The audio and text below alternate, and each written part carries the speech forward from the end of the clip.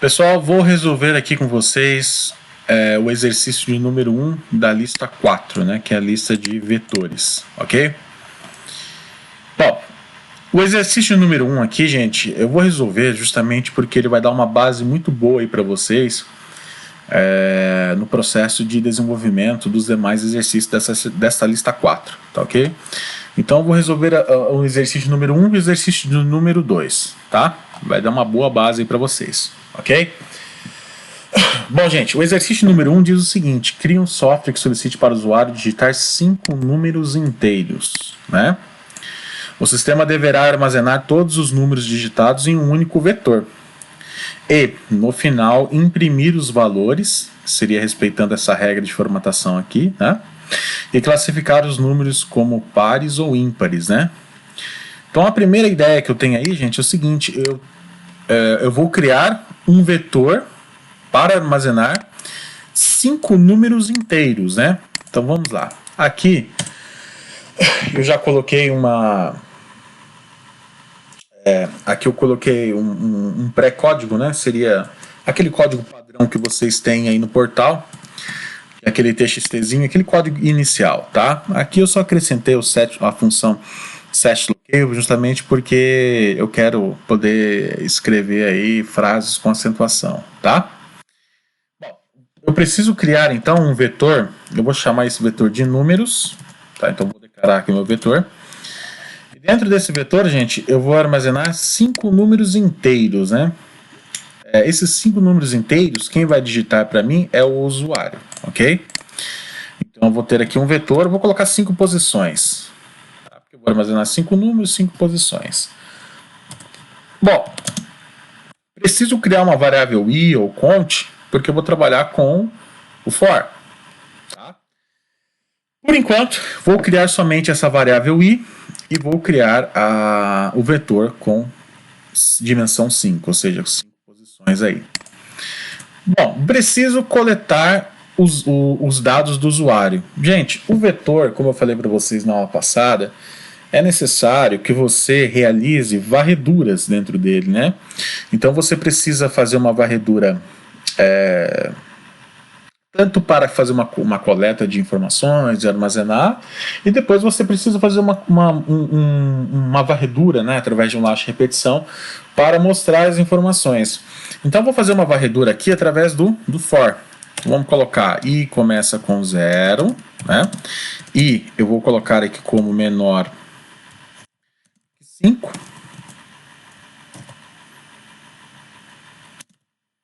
E vou incrementar de 1 em 1. O que eu vou pedir para o usuário? Primeiro eu vou pedir para o usuário assim, ó, por favor, digite um número, né? Digite um número. Isso aqui que eu vou pedir para o usuário. Agora eu preciso armazenar essas informações dentro do vetor. Então vou colocar aqui 1%d, vírgula, e. Bom, eu vou ter aqui, gente, um vetor chamado números, né? Eu criei um vetor chamado números com 5 posições, ou seja, com 5 índices. Então eu vou ter isso aqui, ó. Ver número no índice 1, números no índice 2, números no índice 3 e números no índice 4. O que vai acontecer? Conforme o usuário for digitando os números, vocês estão percebendo que esse scanf aqui, ele vai armazenar as informações em cada índice desse vetor, tá? Agora, o que vocês estão percebendo aqui, gente? O índice ele é crescente, não é? Ou seja, ele incrementa de 1 em 1 aqui dentro do vetor. E no for, ele não faz a mesma coisa baseado nessa estrutura, concorda comigo? O i começa com 0 e vai até o 4, concorda comigo? Se você analisar, então, aqui, o i começa com 0. 0, depois incrementa 1, passa para 2, incrementa 1, passa para 3, incrementa 1, passa para 2, incrementa 1, passa para... incrementa 0, incrementa 1, passa para 1, incrementa 1, passa para 2, incrementa 1, passa para 3, incrementa 1, passa para 4, incrementa 1, passa para 5. Aí, só que 5 não vai entrar aqui, porque 5 não é menor que 5, né? Então ele vai sair fora do laço de repetição.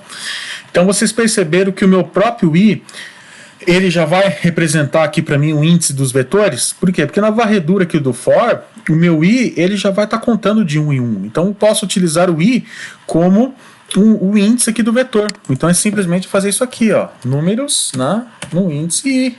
Olha só. Quando eu coloco aqui, gente, números no índice i, o que está acontecendo aqui? Automaticamente eu já estou fazendo a varredura de índice por índice aqui do vetor. Tá? E, obviamente, né, eu estou armazenando o número que o usuário digitar aí na tela. Tá? Bom, gente, o usuário terminou de digitar os números, depois eu tenho que pular uma linha e escrever resultado. Né? Então, vou fazer o que aqui? Eu vou pegar aqui, pular uma linha. Vou pular uma linha aqui, barra N. E vou escrever aqui resultado. Tá? Eu vou pular mais uma linha para ficar bonito. Então, pulei uma linha e coloquei o resultado. Agora, gente, assim como eu tenho que colocar um laço repetição for para que eu possa armazenar as informações aí dentro do vetor, eu também tenho que trabalhar com um laço de repetição, né? For também, para poder fazer a varredura, né? Só que neste momento aqui a varredura para mostrar o resultado. O que ele quer? O que o software quer que eu faça aqui? Ele quer classificar os números como pares ou ímpares, né? Então vamos supor que eu digitei aqui 10, digitei aqui 20, digitei aqui 45, digitei aqui 1, digitei aqui 2, por exemplo. Então o que ele vai fazer? Ele tem que pegar o número correspondente a cada índice aqui e fazer o cálculo, né, do resto de divisão. Aqui, gente, para classificar se o número é par ou se o número é ímpar, né, eu tenho que trabalhar com o resto de divisão. Lembra lá?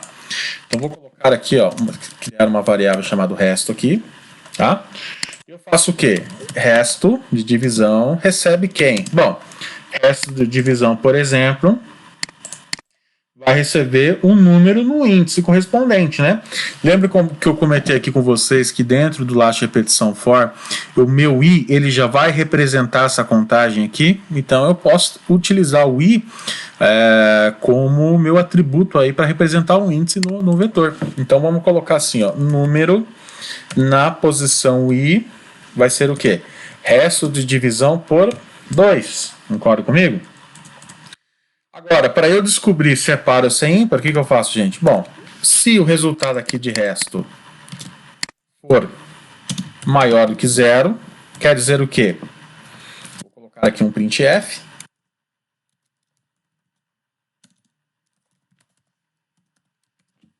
Vou fazer assim, né? Eu tenho que colocar a mesma formatação. Então, vou colocar o número hífen par. Então, vou colocar aqui, ó, % de hífen. E eu vou mostrar o número. Mostrar o número, né? E eu não posso esquecer também de escrever que esse número é par. E pular uma linha, né? Vamos colocar aqui um barra N para pular uma linha. Ou seja, se o meu resto de divisão aqui for maior que 0, perdão, gente, é ímpar aqui. Opa, errei. Aqui é ímpar, né? Se o meu resto de divisão aqui for maior do que 0, eu sei que esse meu número é ímpar. Então o que eu vou fazer? Vou colocar um %d. Dentro desse %d eu vou mostrar um número que está armazenado dentro do vetor. Então vai mostrar desde o número 0 até o número 5, caso ele seja ímpar, né? Vou colocar um hífen, escrever a informação ímpar e pular uma linha. Bom, se o meu número não for maior do que 0, ele é igual a 0, né? Bom, se ele for igual a 0, quer dizer o quê? Que o meu número é par. Então, só altero aqui para par. Basicamente, gente, é isso. Vou salvar aqui a informação. Vou compilar. Deixa eu ver se eu errei alguma coisinha aqui. Talvez eu tenha errado algum BOzinho aqui. Espera aí. É números, né? Não é número, é números. Perdão, é números o nome do vetor. É números. O meu antivírus, gente fina pra caramba, vai achar que é vírus, então eu vou desabilitar esse menino aqui. Deixa eu desabilitar. Vou compilar novamente, porque meu antivírus acha que é vírus.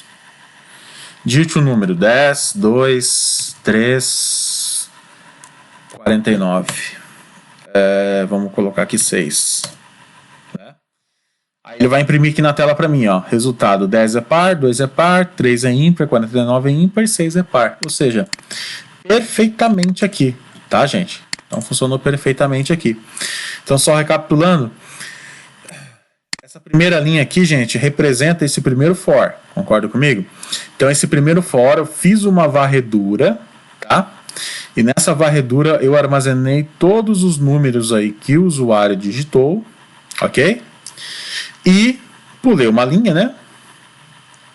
Logo em seguida eu coloquei resultado. Bom, isso aqui, gente, é nada mais, nada menos do que o segundo for. Só que nesse caso aqui do segundo for, né, esse primeiro for era para armazenar as informações dentro do vetor números, né? Esse primeiro for. E o segundo for já era para mostrar as informações dentro do vetor número. Não só mostrar, como fazer também a classificação aqui.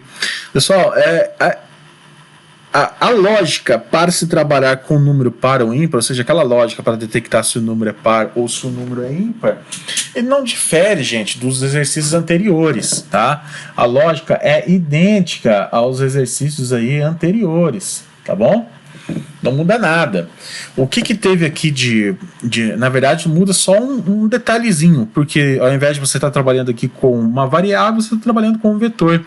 Então você tem que associar aqui sempre o nome do vetor e o índice. Mas a lógica de desenvolvimento, pessoal, permanece sempre a mesma, né? Se o resto for maior do que zero, o número é ímpar. Se o resto for igual a zero, o número é par. Ou seja, respeitando exatamente a mesma lógica, né? O que diferiu aqui é que quando eu for trabalhar com vetor, eu tenho que ter um laço de repetição para fazer uma varredura e armazenar as informações dentro desse vetor. E depois eu tenho que fazer uma outra varredura para poder mostrar, ou seja, trabalhar com as informações dentro deste vetor. Tá? Então basicamente, gente, é isso aí, ok? Aqui é um exemplo clássico aí de como você faz para trabalhar com vetores do tipo inteiro, tá? Na próxima videoaula nós vamos entender como é o processo para se trabalhar com vetores do tipo char, tá ok? Bom, gente, vou ficar por aqui. Forte abraço.